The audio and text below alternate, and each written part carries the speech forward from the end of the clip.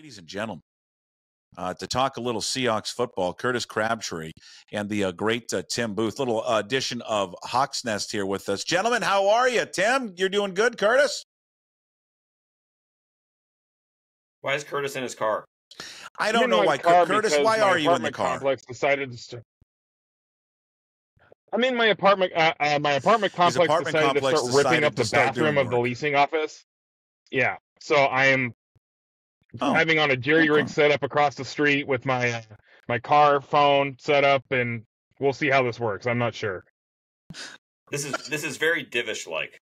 Yeah, it very much is. Tim, this is worse than Divish. I'm going to tell you that. I'm going to tell you that right now. HawksNest, we do it with Tim Booth and Curtis Crabtree every Monday. It's brought to you by Georgetown Brewery, locally owned and operated by two diehard Huskies, Manny and Roger.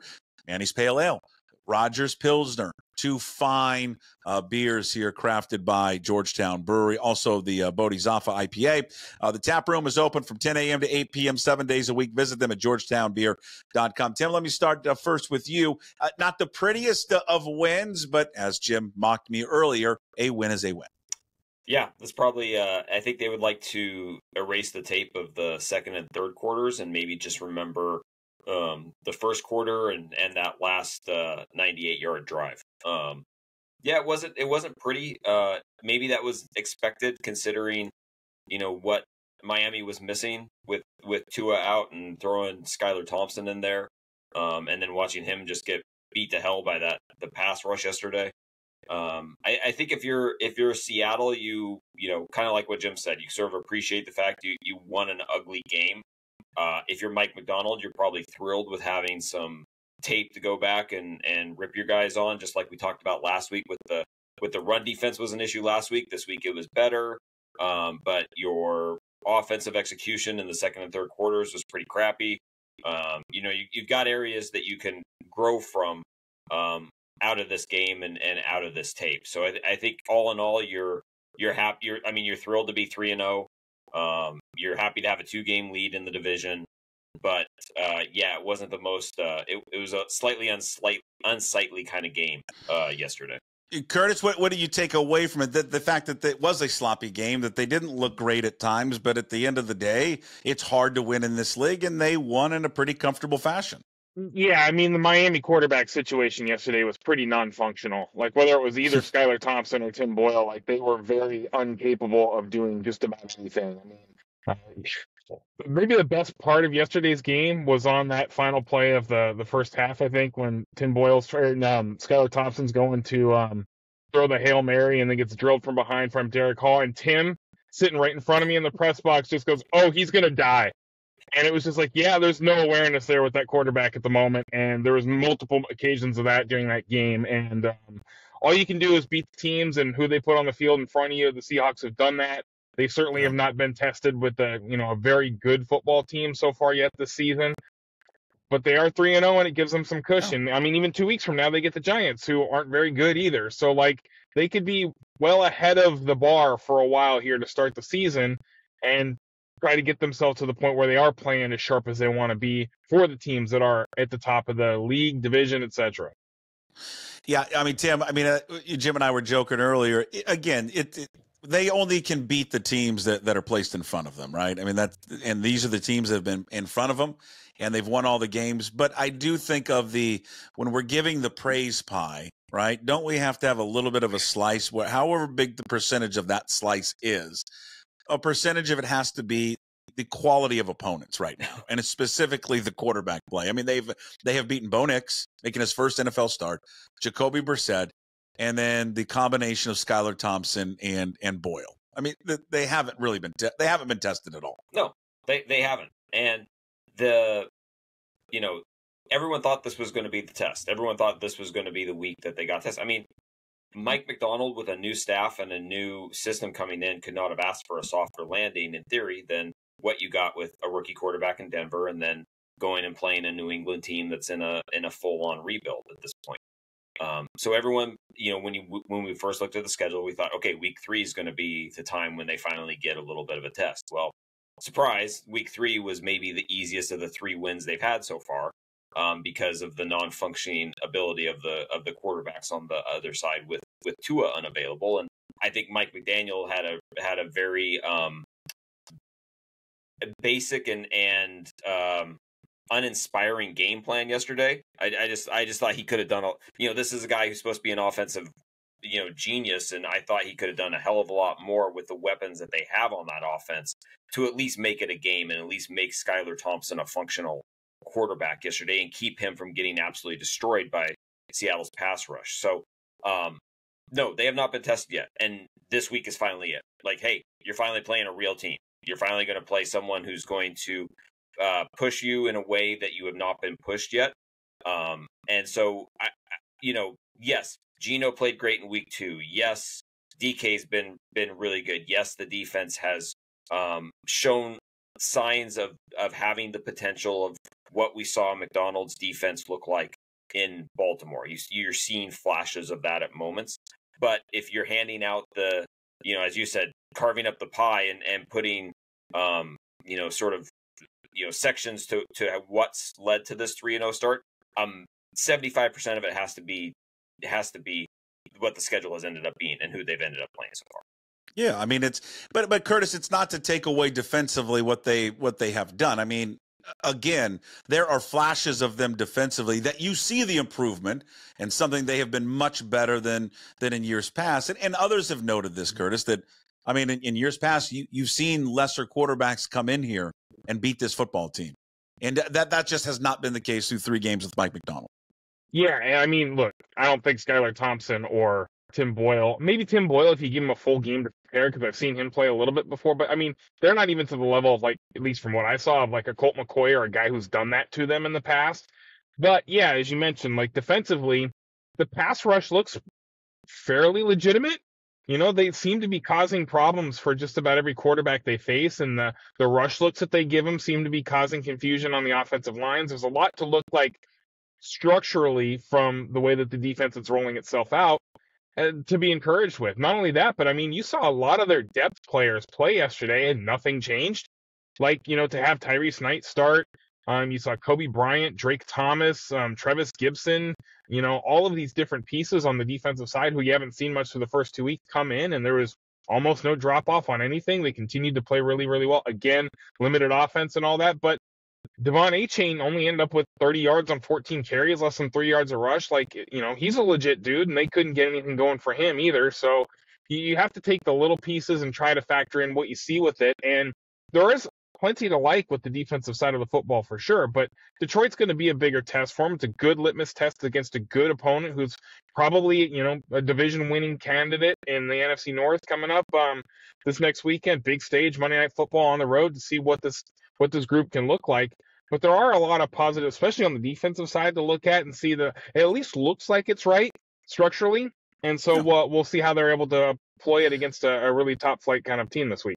Hey, Tim, do we have an update at all from Mike Macdonald to what the situation is with both Leonard Williams and Byron Murphy? No. Yeah, well, that's not good. And he doesn't like to give much. I'll be honest with you. I tuned into the coaches show and I can only just describe it. And I like Mike Macdonald, but I can describe it as in really not a word but a sound, and that would be. That's a generous sound. I mean, listen, no one's hiring him to be gregarious, but it could be a little bit more. Yeah, he relies very much just on what he has to say, which is based on the injury report. Usually, sure. It seems like what his MO is that Monday he doesn't know, partly because the guys aren't in the building on Mondays. And I think he goes in, goes through the tape early, gets his update from the medical folks later in the day. Maybe has an update for us when he's talking to the rest of the media in the afternoon. And then when it comes to Wednesday, he's like, look, I'm just going to wait until the injury report is out. And then you guys can ask again on Friday about whether they're actually going to play or not. So that's kind of what it seems like his MO is when it comes to injuries. But he's definitely of the less information is more kind of approach with talking about it. Yeah. Hey, Curtis, the other thing that popped out yesterday was two storylines. First, one on offense and one on defense. Boy, I thought That was Zach Charbonnet to me. That was a throwback to his time at UCLA. He hadn't run like that, not this year. And last week he was just really felt like he was running scared, and he didn't feel like that yesterday. He ran hard, and it just reminded me of when he was wearing that powder blue for the Bruins. I do think he had a little bit more room to work with yesterday than he did in New England too, to give him that bit of jump start. But it was a little bit different. He was able to make more of the runs that he did get. But in the New England game, like, he was getting nothing more than what was blocked for him, and there wasn't much blocked for him. Yesterday, he got a little bit of that extra little bit of yardage when he had to break through a tackle. The last touchdown, you saw that inbounds through a hole in the line there, have to squeeze through it, and then show his speed to get to the edge a little bit to get to the end zone. That looked like when we've seen Zach Charbonnet flash, that's what it's looked like. And we didn't see a ton of that last week in New England for sure. And, I think we're probably heading there, but the offensive line continues to be a problem there. It's one of the reasons why I think why that struggle was what it was in New England. But, it was good to see him kind of be able to make the most of what he had available to them there with Ken Walker missing another game on Sunday. Now, hey, Tim, I know the bar is set really low for this offensive line, but I did come away, at least in the first half, thinking, when we did the semi-regular best worst halftime show, I thought that the offensive line actually played okay and looked better, but that bar is so low this year for them. But Bradford continues to make mistakes, right? Whether he's given up a sack or the penalties that he has amassed, so many already through the first 3 weeks there of the season. Why? And looking back on it, they never gave Haynes a snap at all, correct? Correct. Well, what did he ever address that yesterday? And I'm just wondering what the line of thinking of why not try him at all, especially when Bradford continues to have those problems. Macdonald said after the game that they just felt like Bradford had a better week of practice and they were going to stick with him through the game. I kind of am like you. I don't understand when you see a guy continue to miss on pass blocking assignments or commit penalties, why you're not going to another option, and especially a guy that you seriously had some high hopes on by spending a draft pick where they did on getting him out of UConn. And I didn't think, none of the guards have looked good. I didn't think Haynes looked that bad in New England in week 2 when he did get some run. That's, again, the bar is pretty low, so I don't know, if you compared that out over what you saw from Bradford in weeks 1 and 3 and when he played in week 2, which kind of comes out ahead. All I know is that it's a problem, and it's both guards. It's not just Bradford. Tomlinson was not good for long stretches yesterday. He was okay in the run game, but there's a couple of really bad clips of him just getting absolutely run past in pass blocking. The play where DK caught the ball over Kendall Fuller on the sideline, Tomlinson absolutely whiffed. It was Gino having to step up and get away from pressure to make that throw.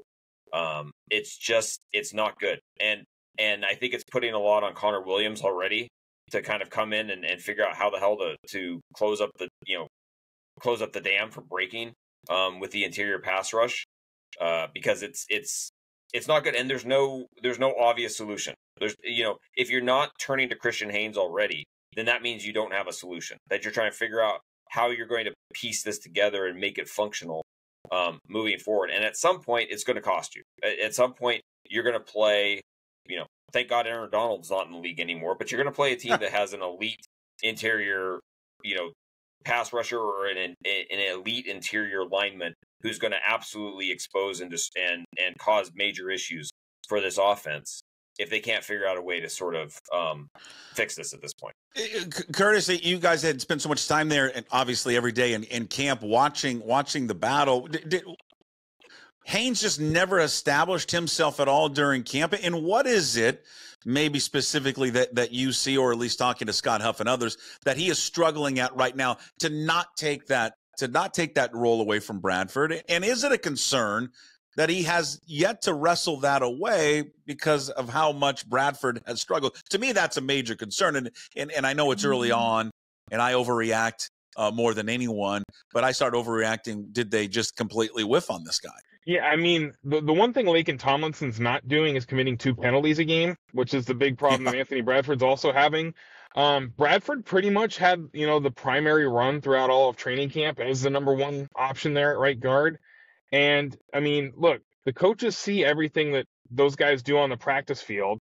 They're not going to play the guy they think is the wrong guy just for reasons. Like, Right. So if they're not turning Christian Haynes at this point, it's because they don't feel like he's ready to do everything.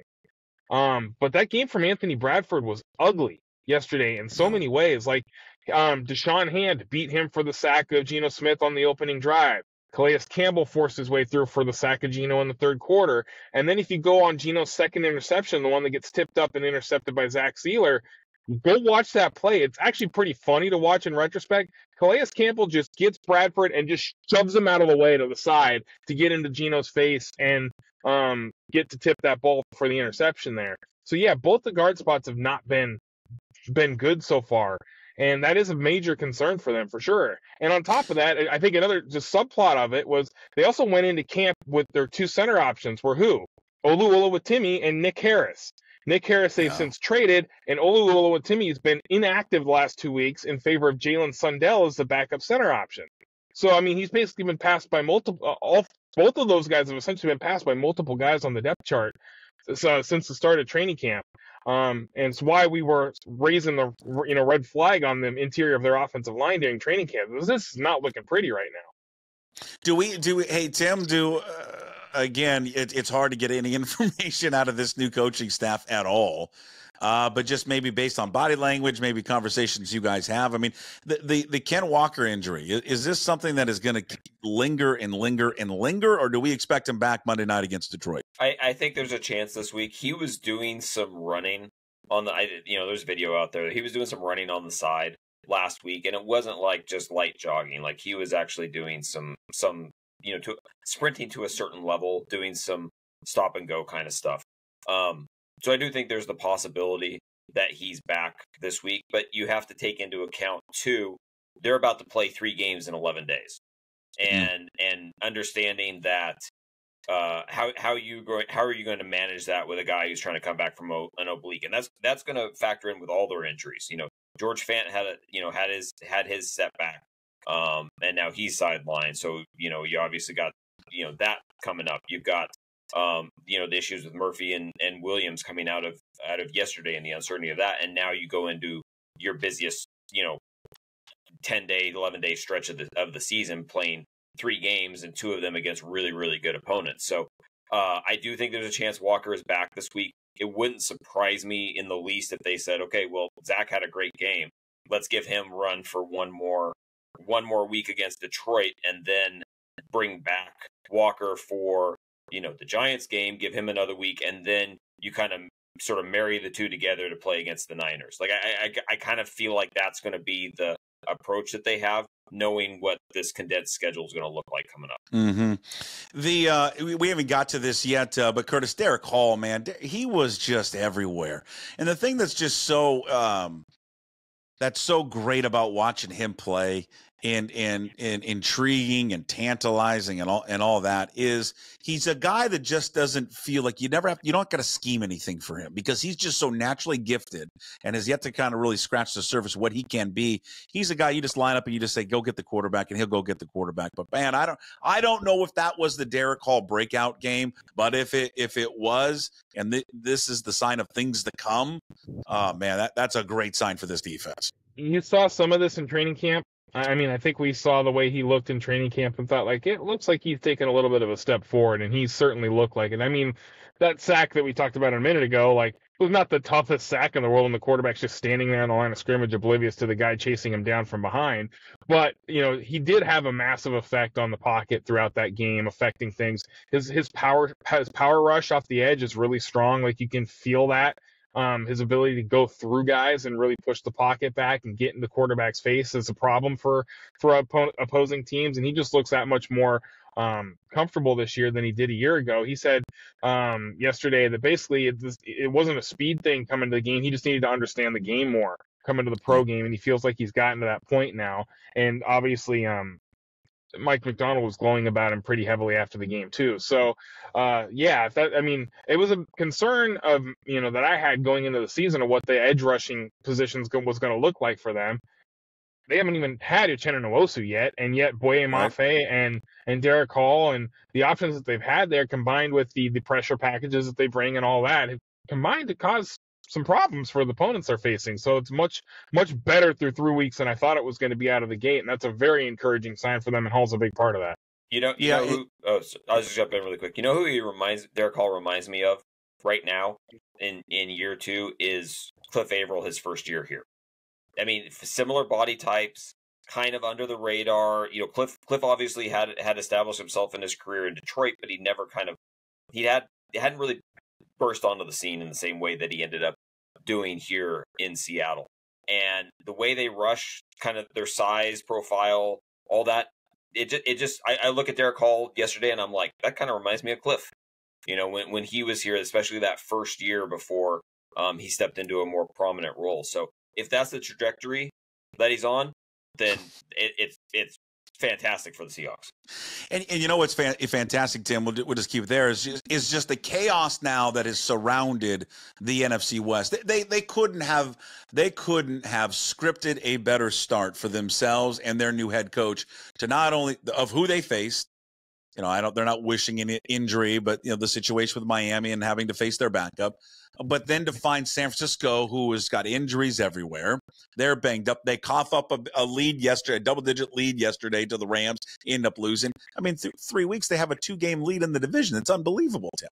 The only teams that have a 2-game lead are the Seahawks and the Pittsburgh Steelers through 3 weeks of the season. So you know where this is going. You're going to be hanging out in New Orleans. Can you imagine? It's New Orleans this year, right? It's the Super Bowl, I think. Anyway, let's just say it is, but that would be great. Okay, yeah, it's New Orleans. Yeah, we'll all be hanging out in New Orleans for Seahawks Steelers Super Bowl Part 2 with Russell at quarterback. Curtis, hold on real quick. When he is inactive for that Super Bowl 2, will he be in full uniform? Well, of course. You think he's going to miss the opportunity? Although Garofalo, I know he's getting kind of shit on for that, but then Garofalo brought up a good point. Like, because they can use him now, he has to be in full uniform. Yeah, I mean, Tyler Huntley was the number 3 quarterback yesterday, inactive as well. So, like, it is that sort of thing. But, I mean, Russell's put himself in the position where those optics are going to look like that way for him because of the full pregame workouts he does and, all those sorts of things. So. Sam, I interrupted you. Go ahead, finish your point. I'm sorry. Oh, I don't know if I had a point. I was just going to say that to your point. You can't script out better having a 2-game lead after 3 weeks. 3 weeks of the season, especially in a division that looks pretty tough. Like Arizona looks kind of legit. Like they could have easily won week 1 in Buffalo, and then they end up playing a tough game against Detroit yesterday. The Rams, you kind of maybe felt like with all their injury issues that they were going to be the doormats this year. And then look what they did late coming back to knock off the Niners. And then, as you said, with the injuries the Niners have right now, they're just as much of a mess as anybody. So the opportunity, again, this next 11-day stretch that they have with Detroit, the Giants, and the Niners, you want to put your stamp down on the division early in the season. You go out and win 2 of those 3 games. You figure out a way to be 5-1 after 6 games, and you very well might have yourself. If you take 2 of those 3 games and one of those wins is against the Niners, you have a 3-game lead at that point over the team that you are most probably competing with for a division title only 6 weeks into the season. That's not an insignificant sort of situation that you could set yourself up for. Yeah. And then again, we talk about just these injuries. And again, you've got to take advantage of these injuries, but you're looking right now, news coming out of Detroit, they're all banged up. Sam Laporte is dealing with, what is it? Ankle injury. An ankle injury. And then their pass rusher, Marcus Davenport, a significant elbow injury. And so he could be lost for the season, according to Rap Sheet, Ian Rappaport. So again, you're not rooting for injuries, Tim, but it's just the way this is playing out for them. And this will be a physical game. This will no doubt be the most physical game that they played because that's just the style of Detroit and Dan Campbell. But again, if they're missing key parts, it clearly benefits them. Yeah, but you have to take into account what parts are you going to be missing. That's true. Byron, when you hear Byron Murphy hamstring for a big defensive lineman like that, that's the kind of thing that you're like, oh, that could be a while.